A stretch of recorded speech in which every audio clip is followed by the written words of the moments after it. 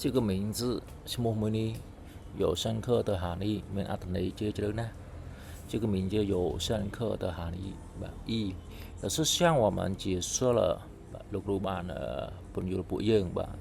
这个标志的含义អត្ថន័យនៃនិមិត្តសញ្ញាមួយនេះបាទលោកគ្រូបានពន្យល់ពួកយើងអំពីអត្ថន័យនៃនិមិត្តសញ្ញាមួយនេះ老师向我们解释了这个标志的含义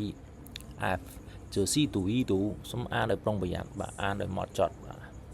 就是读一读你能发现អ្នកអាចនឹងរកឃើញបាទ它的隐藏含义បាទអត្ថន័យបង្កប់របស់វាបាទ就是读一读你就能发现它的隐藏含义即每一个汉字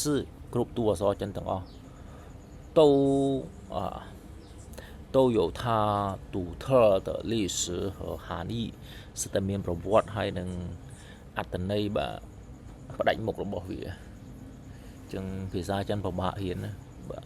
យើងរៀនតែភាសាហ្នឹងចង់ងាប់ចង់រស់ហើយសួរមានប៉ុន្មានអ្នករៀនចេះហើយយើងត្រូវសិក្សាពីប្រវត្តិអក្សរមួយទៀតងាប់ហើយបាទហ្នឹងហើយបានគេ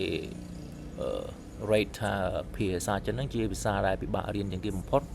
នៅលើពិភពលោកបាទយើងរៀនភាសាចិនមួយស្មើនឹងយើងរៀនភាសាផ្សេងហ្នឹង2 3នោះបាទអញ្ចឹងវាបាក់មែនតើ每个汉字都有它